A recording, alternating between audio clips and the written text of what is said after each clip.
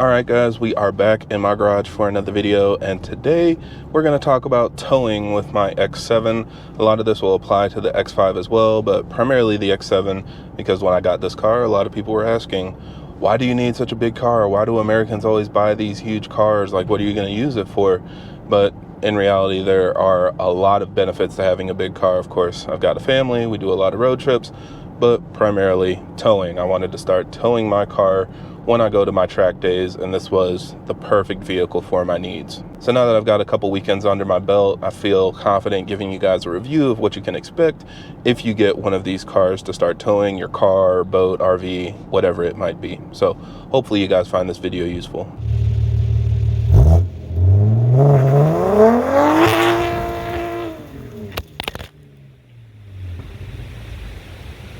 Now, as always, for everybody that's new to the channel, I create these videos to help keep you updated on the latest developments in our community, as well as discuss technical topics so that we have a better understanding of how our engines work.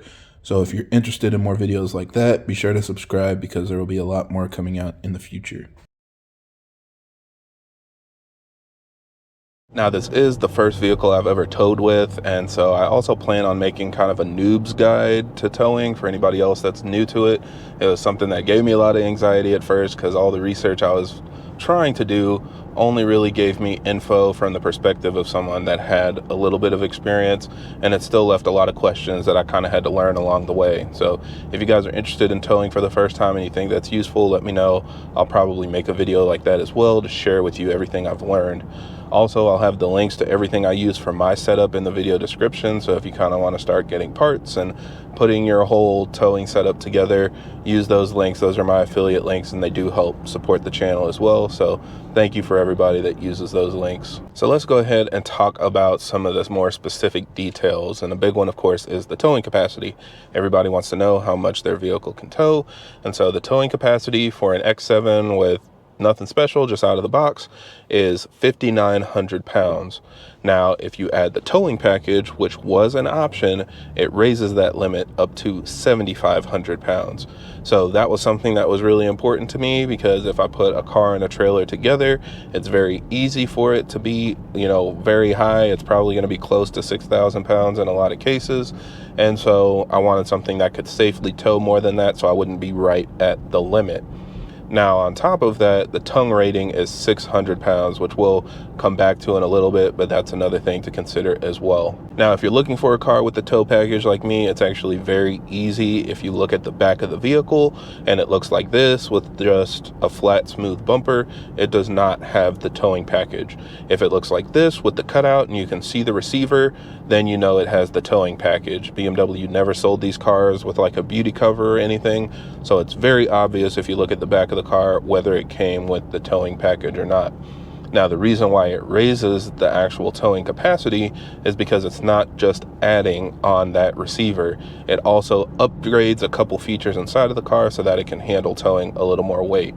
The big one, probably the main one, is it adds a remote radiator. So it has extra cooling for the engine, so when you're towing the extra weight, it can manage it and prevent the car from overheating. The other thing is, specifically on a 40i like what I have, it upgrades the brakes. So a lot of people will tell you, just get the V8, just get the V8. I went with the 6-cylinder. I'm a fan of the B58, and since I do a lot of miles on the car, I want something that gets good gas mileage even when I'm not towing, but of course better gas mileage when I'm towing as well. And thankfully the 6-cylinder is plenty capable. It has enough torque to accelerate and get out of its own way, but the brakes are smaller on the 40i's compared to the 50i or M50i. So what BMW does is they increase the size of the base brakes if you add the towing package. So stock, the front brakes can be either 345 millimeters, 374 millimeters, or 395. And with the towing package, the minimum is the 374, so they won't put the 348s on your car. And then in the rear, the brake size is either 345 or 370, and so again, they upgrade it. The minimum is 370 if you have the towing package. Now, if you have a V8 car, The minimum brakes they come with are already the middle ones anyway, so it doesn't increase the brake size for you, but either way it makes sure that you don't have the smaller brakes on the car that could struggle with slowing down a vehicle that has a lot of weight behind it on a trailer. It also has upgraded brake pads, so there's a different brake pad part number for the vehicles with the towing package, and I can only assume it just handles a little extra heat and stuff like that.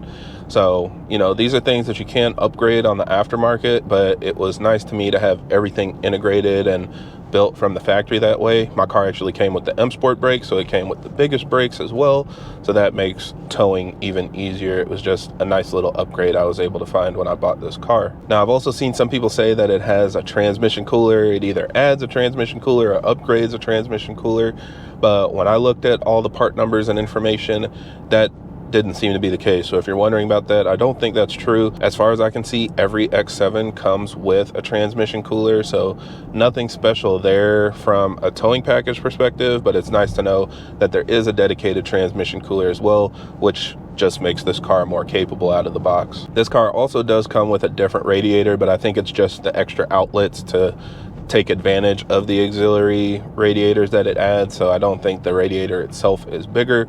A lot of times they just get a different part number because it has more connections and stuff, so I also don't think it comes with a bigger main radiator. But all of those things were really important to me, and that's the main reason why I got a car with the towing package, because yes, I'm sure somebody will tell you they've towed 1,000,000 pounds and they were doing 150 miles an hour down the highway and absolutely had no issues. But being the first car I was towing with and the first time I was going to be towing, again, I just wanted a vehicle that was more capable than what I actually planned on hauling. Now, the only caveat to consider here is that tongue rating. It's very important, and that's one of the reasons why I went with a Way Safe Hitch, because the tongue rating being 600 pounds does limit how much you can tow. So when you look at the actual towing capacity of a vehicle, even if it has a huge number, you want to make sure that about 10% of that weight is on the tongue of the vehicle.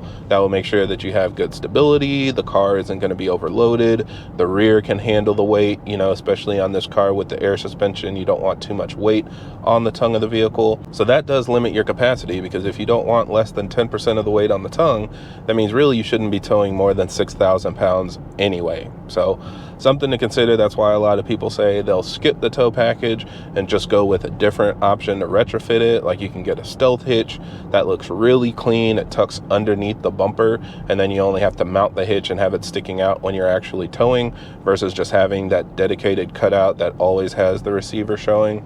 But you know, for me, it just gave me the better peace of mind knowing at a minimum I got the bigger brakes, I had the extra cooling for the engine, and it has all the other systems that are just plug and play.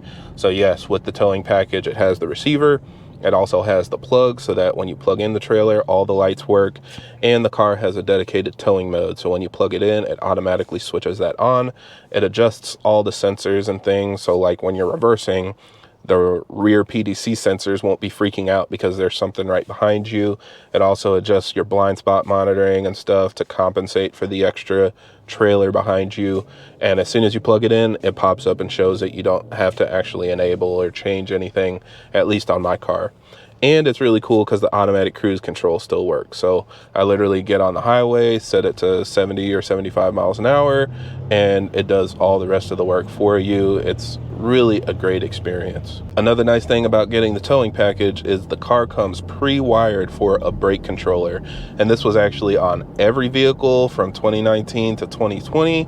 And it seems like maybe some early 21s had that as well. I think the cutoff was around August or September of 2020, but after that they no longer had the pre-wiring unless you got the towing package. And that's really convenient because if you look in the drawer right next to your steering wheel, you're able to remove that and look inside, and there are a bunch of wiring harnesses, but you'll see one loose plug, and that's a plug that you can actually plug in an aftermarket brake controller, and it will connect to the car and brake with the car and do everything automatically with the brake pedal. So you don't have to have something sticking out of the dash. You don't have to have something, you know, controlled by Bluetooth from your phone or anything. I tried that in the past. I like the integrated brake controller a lot better, and the fact that it's set up for that from the factory makes the whole process of installing it a lot easier. Now, the car also comes with a lot of other features, you know, designed for towing. The air suspension is auto leveling, so once you lower the trailer, a lot of times you see the rear suspension sag really bad, but as soon as you turn on the car, the air suspension compressor is going to activate and basically send air to the rear suspension so that it can level out the load. And while you're driving, it's constantly doing that to make sure that the car stays as flat and even as possible. It's a really great option compared to spring suspension, where a lot of times the rear end will sag and the weight will make, you know, the car lean back, so the front steering gets a little bit numb and vague. This helps make sure that it drives as close to, you know, without the trailer as possible, and just makes the whole driving experience a lot more smooth. So overall, I can say from my personal experience, the car is great, but I don't want to lie to you. I think a lot of people perpetuate this myth like, oh my gosh, like I said, I put 10,000 pounds behind the car and I didn't even feel it. It drove just like it did without a trailer. That's not true. I don't know if it's just because I'm new to towing or whatever, but you definitely can feel it. Of course, when you're accelerating, the car accelerates a little slower. Of course, when you're braking, it can take a little bit longer to brake. And all of that is just something that you should be cognizant of anyway. You know, just be aware that you've got basically double the weight behind your car now. So everything needs to be done a little bit more carefully with a little more attention to make sure that the process goes smoothly.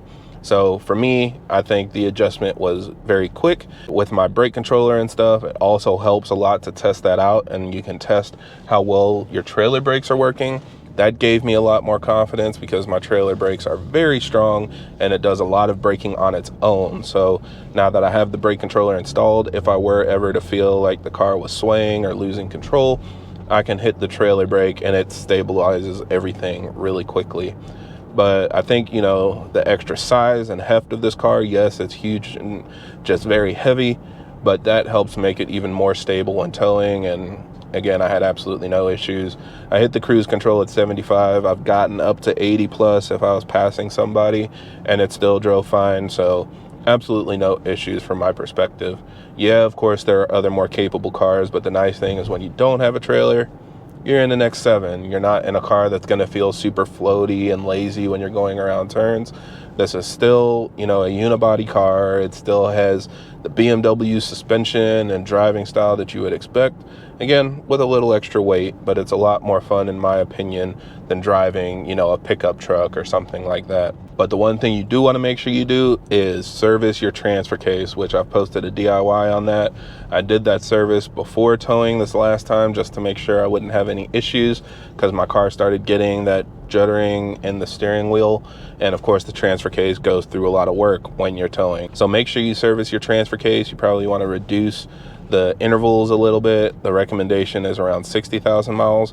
I'll probably do it around 30 or 40,000 miles. So every, you know, 3 or 4 oil changes, and that'll make sure that the car isn't overwhelmed or overheating the transfer case and causing issues in the future. So yeah, hopefully this helps you guys out. Again, I'll post more information about towing specifically and what I've learned in a future video, but I just wanted to get this out there for people that were interested in how well the X7 tows, and if I plan on continuing to do it. Yes, I absolutely will be towing from here on out.